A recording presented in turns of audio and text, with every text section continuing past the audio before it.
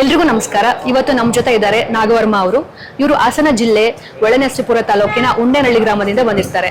ಇವರು ಈ ಕೃಷಿ ವಿಶ್ವವಿದ್ಯಾಲಯ ಆಯೋಜಿಸಿರುವ ಕೃಷಿ ಮೇಳ 2024ರ ಕಾರ್ಯಕ್ರಮದಲ್ಲಿ ಡಾಕ್ಟರ್ ಆರ್ ದ್ವಾರಕಿನಾಥ್ ರಾಜ್ಯ ಮಟ್ಟದ ಅತ್ಯುತ್ತಮ ರೈತ ಪ್ರಶಸ್ತಿಯನ್ನ ಸ್ವೀಕರಿಸಿರ್ತಾರೆ. ಬನ್ನಿ ಅವ್ರನ್ನ ಮಾತಾಡ್ಸೋಣ.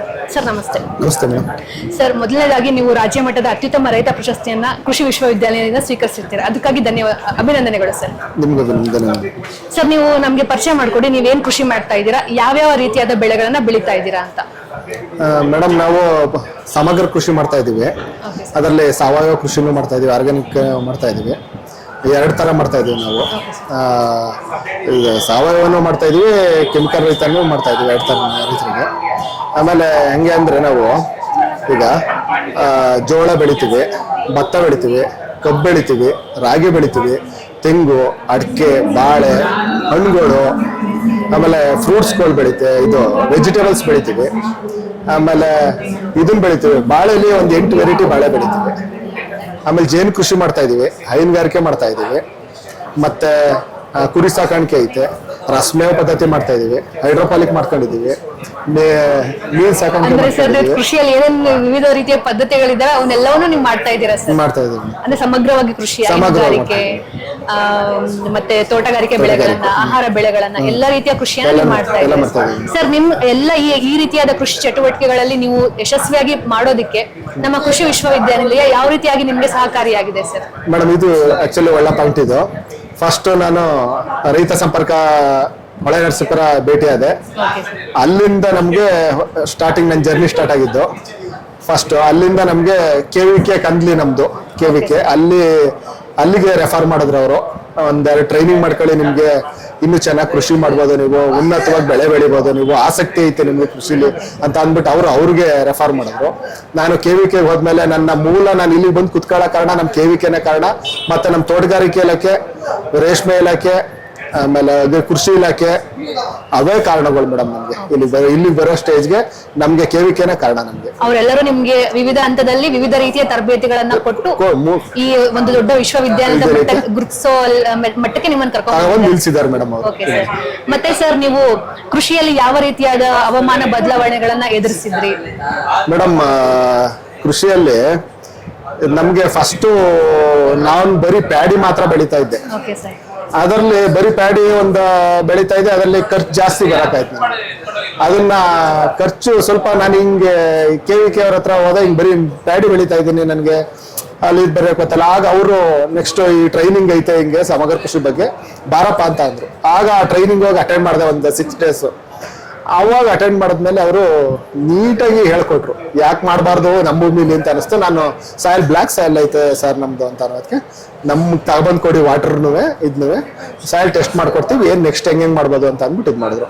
ಆಮೇಲೆ ಸಾವಯವದಲ್ಲಿ ಮಾಡೋದು ಕ್ರಾಪ್ ಯಾವ್ಯಾವ ಮಾಡ್ಕೋಬೇಕು, ಆಮೇಲೆ ಸಾವಯವ ಅಲ್ದೇನೆ ಕೆಮಿಕಲ್ ಹಾಕಿ ಮಾಡೋ ಅಂತ ಕ್ರಾಪ್ ಯಾವ್ಯಾವ ಅಂತ ನೋಡ್ಕೊಂಡು ನಾನು ಪಾರ್ಟೇಷನ್ ಮಾಡ್ಕೊಂಡು ಅದರಲ್ಲಿ ಬೆಳೆಯಕ್ಕೆ ಸ್ಟಾರ್ಟ್ ಮಾಡಿದೆ.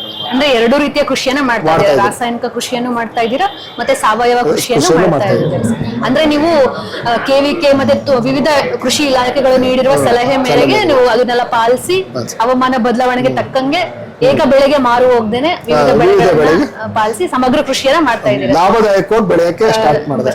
ಸಾವಯವ ಮಾಡ್ಕೊಂಡಿದ್ರೆ ಬೇಗ ದುಡ್ಡು ಬರಲ್ಲ. ಹೌದು ಸರ್. ಅದು ರಾಸಾಯನಿಕ ಅದು ಅಂದ್ರೆ ನಾನು ಈಗ ನಮ್ ಜಮೀನ್ ಅಲ್ದಾನೆ ಅಕ್ಕಪಕ್ಕ ಜಮೀನೆಲ್ಲ ಕೊಟ್ಟವ್ರು ನಮ್ಗೆ. ನಾನು ಈಗ ಟ್ರ್ಯಾಕ್ಟರ್ ತಗೊಂಡಿದ್ದೀನಿ, ಅಕ್ಕಪಕ್ಕ ಜಮೀನೆಲ್ಲ ನೀವು ಮಾಡ್ಕೊಳ್ಳಿ ಅಂತ ಕೊಟ್ಟವ್ರೆ. ಅದರಲ್ಲಿ ಶುಂಠಿ ಬೆಳ್ಕತ್ತೀವಿ, ಕಬ್ಬು ಬೆಳ್ಕತ್ತೀವಿ.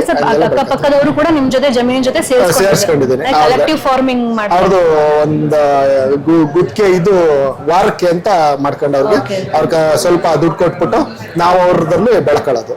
ಕಲೆಕ್ಟಿವ್ ಫಾರ್ಮಿಂಗ್ ಅಂತ ಹೇಳ್ತೀವಿ, ಅದನ್ನ ನೀವು ಮಾಡ್ತಾ ಇದ್ದೀವಿ. ಅವಾಗ ಜಾಸ್ತಿ ಇಳುವರಿ ಸಿಗುತ್ತೆ, ವಿವಿಧ ರೀತಿಯ ಕೃಷಿ ಬೆಳೆಗಳನ್ನ ನಾವು ಬೆಳಿಬಹುದು. ನಮ್ದು ಓನ್ ವೆಹಿಕಲ್ ಆಯ್ತಲ್ಲ, ಅದ್ರಲ್ಲೇ ಮಾಡ್ಕೊಂಡು ಬೆಳ್ಕೊಳ್ಳೋಣ ಅಂತ. ಮತ್ತೆ ಮಿಷನರಿ ಹಾಕೋಕು, ಮಿಷನರಿಗಳನ್ನೆಲ್ಲ ಯೂಸ್ ಮಾಡಕ್ಕೂ ಜಾಸ್ತಿ ಭೂಮಿ ಇದ್ರೆ ಚೆನ್ನಾಗಿರುತ್ತೆ ಅಂತ ಅಂದ್ಬಿಟ್ಟು ಅಂದ್ರೆ ನೀವೆಲ್ಲ ಅಕ್ಕಪಕ್ಕದ ರೈತರ ಸಹಕಾರನ ತಗೊಳ್ತಾ ಇದೀರಿ. ಅವರು ಎಲ್ಲ ಸಹಕಾರ ಮಾಡ್ತಾವ್ರೆ, ಬಂದು ಖುಷಿ ಪಡ್ತಾರೆ, ಅವರು ಮಾಡ್ತಾರೆ, ಅದಕ್ಕೆ ಎಂಕರೇಜ್ ಮಾಡ್ತಾರೆ. ಅವ್ರ ಸಹಕಾರನು, ಅಕ್ಕಪಕ್ಕ ರೈತರ ಸಹಕಾರ, ಸುತ್ತಮುತ್ತ ಗ್ರಾಮ ಸಹಕಾರ, ನಮ್ ತಾಲೂಕ್ ಸಹಕಾರ, ನಮ್ ಜಿಲ್ಲೆ ಸಹಕಾರ ಇರೋದಕ್ಕೆ ಇಲ್ಲಿ ಬಂದಿದ್ದೀನಿ. ಮತ್ತೆ ನಿಮ್ಮ ಕೃಷಿ ಚಟುವಟಿಕೆಗಳಲ್ಲಿ ಅವರು ಕೂಡ ಕ್ಯೂರಿಯಾಸಿಟಿಯಿಂದ ಪಾಲ್ಗೊಳ್ತಾರೆ, ನೋಡ್ತಾರೆ, ಫಸ್ಟ್ ಬೈತಾರೆ ಇದೆಲ್ಲ ನೀನು ಸಕ್ಸಸ್ ಮಾಡ್ತೀಯ ಅಂತ. ಸಕ್ಸಸ್ ಆದ್ಮೇಲೆ ಬಂದು ಖುಷಿ ಪಟ್ಟು ನಾವು ಮಾಡೋಣ ಅಂತ ಮಾಡೋಣ ಪ್ರಯತ್ನ ಆಗ್ಲೇ ಪಡ್ತಾರೆ. ಕೊಡ್ತಾರೆ. ಒಂದು ಕೃಷಿಯಲ್ಲಿ ಖುಷಿನ ನೋಡ್ತಾರೆ ಸರ್ ಅಲ್ಲಿ.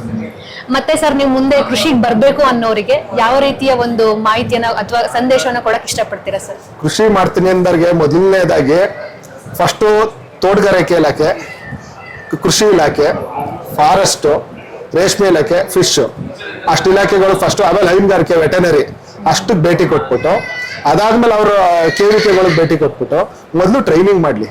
ಸಾಯಿಲ್ ಯಾವ್ದೈತೆ ನೋಡ್ಕೋಬೇಕು, ವಾಟರ್ ಕಂಟೆಂಟ್ ಏನೈತೆ, ವಾಟರ್ ಏನೈತೆ ನೋಡ್ಕೊಂಡು ಅದೆಲ್ಲ ಟೆಸ್ಟ್ ಮಾಡಿಸ್ಕೊಂಡು ಆಮೇಲೆ ಅವ್ರ ಟ್ರೈನಿಂಗ್ ಮೇಲೆ KVK ಟ್ರೈನಿಂಗ್ ಮೇಲೆ ಅವರು ಕೃಷಿ ಸ್ಟಾರ್ಟ್ ಮಾಡ್ಬೇಕು. ಏಕೈಕಿ ನಾನು ಯಾರೋ ಮಾಡೋರೆ ಕೃಷಿಯ ನಾನು ಹೋಗಿ ಮಾಡ್ತೀನಿ ಅಂತ ಹೋದ್ರೆ ಅದು ಸ್ವಲ್ಪ ಸಕ್ಸಸ್ಗಿಂತ ಸ್ವಲ್ಪ ಇಳಿಮುಖನೇ ಕಾಣಿಸುತ್ತೆ. ನಾವು ಇದೆಲ್ಲ ಟ್ರೈನಿಂಗ್ ಮಾಡ್ಕೊಂಡು ಇವ್ರ ಮಾರ್ಗದರ್ಶನದಲ್ಲಿ ಹೋದ್ರೆ ಸಕ್ಸಸ್ ಕಾಣ್ಬೋದು ನಾವು. ಅಂದ್ರೆ ಸರ್ ಮೊದಲು ನಾವು ಸುಮ್ನೆ ಏಕಾಏಕಿ ಕೃಷಿಯಲ್ಲಿ ಧುಮುಕೋದಕ್ಕಿಂತ ಮುಂಚಿತವಾಗಿ ವೈಜ್ಞಾನಿಕ ಸಲಹೆಗಳನ್ನ ವಿಜ್ಞಾನಿಗಳ ಮೂಲಕ ತಗೊಂಡು ಕೃಷಿ ಇಲಾಖೆಗಳನ್ನ ಸಂಪರ್ಕಿಸಿ ವಿಶ್ವವಿದ್ಯಾಲಯಗಳಿಗೆ ಭೇಟಿ ನೀಡಿ ಅವರ ಡೆಮಾನ್ಸ್ಟ್ರೇಷನ್ಸ್ ಎಲ್ಲ ನೋಡಿ ಆಮೇಲೆ ಸ್ಟಾರ್ಟ್ ಮಾಡಿದ್ರೆ ಚೆನ್ನಾಗಿರುತ್ತೆ ಅಂತ ಹೇಳ್ತಾ ಇರ್ತಾರೆ. 100% ಕರೆಕ್ಟ್ ಇರುತ್ತೆ. Okay sir. ಮತ್ತೆ ಈ ಕೃಷಿ ಮೇಳ ಮತ್ತೆ ಇನ್ನು ಏನು ಬದಲಾವಣೆಗಳನ್ನ ನೋಡ್ಬೇಕು, ಈ ಕೃಷಿ ಮೇಳದಲ್ಲಿ ಇನ್ನು ಯಾವ ತರ ಇಂಪ್ರೂವ್ಮೆಂಟ್ಸ್ ಆಗ್ಬೇಕು ಅಂತ ನೀವು ಬಯಸ್ತೀರಾ ಸರ್? ಒಂದ್ ಮಾತು ಹೇಳ್ತೀನಿ ಮೇಡಮ್, ನಾನು ಚಿಕ್ಕದ್ರಿಂದನೂ ಕೃಷಿ ಮೇಳಕ್ ಬರ್ತಾ ಇದ್ದೀನಿ.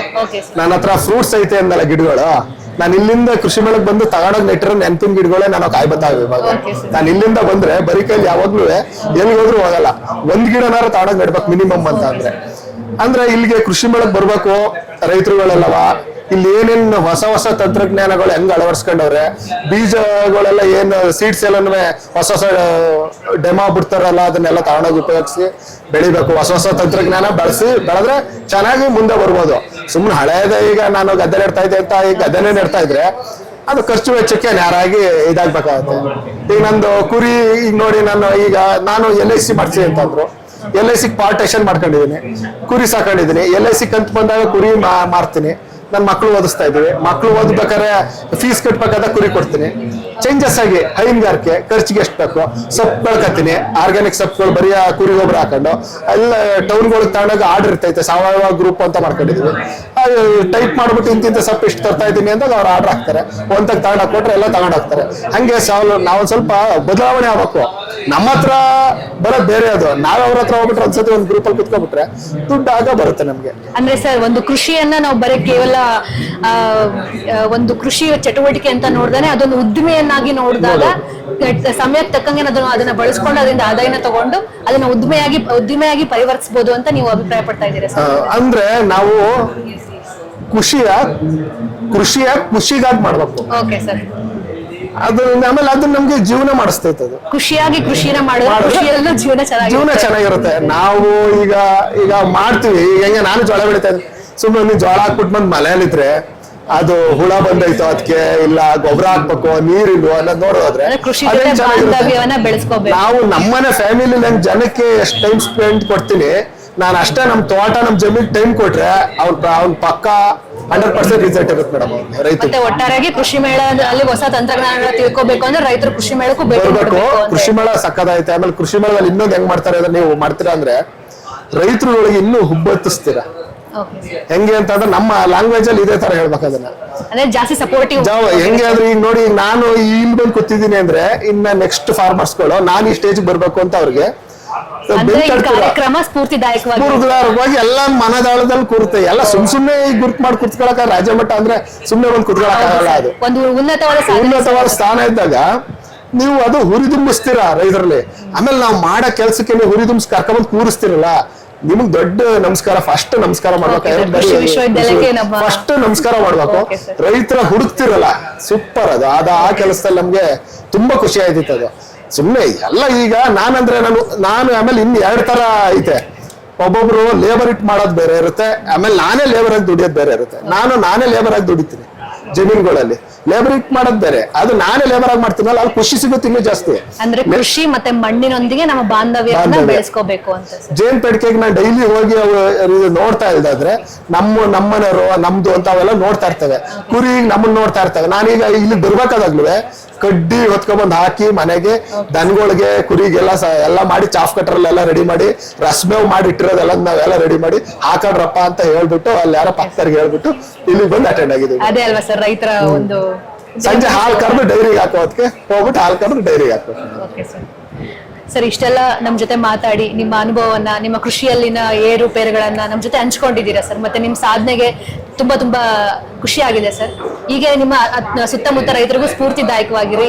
ನಿಮ್ಮ ಕೆಲಸಗಳು ಇನ್ನೂ ಹೆಚ್ಚಾಗಿ ಬೆಳೀಲಿ ಅಂತ ಆಶಿಸ್ತಾ ಈ ನಿಮ್ಮ ಸಮಯವನ್ನು ನಮ್ಮ ಜೊತೆ ಹಂಚ್ಕೊಂಡಿದ್ದಕ್ಕೆ ತುಂಬಾ ಧನ್ಯವಾದಗಳು ಸರ್. ನಿಮಗೂ ನಿಮ್ಮ ಜಿಕೆವಿಕೆಗೂ ನನ್ನ ಹೃತ್ಪೂರ್ವಕ ಧನ್ಯವಾದಗಳು. ಧನ್ಯವಾದಗಳು ಸರ್.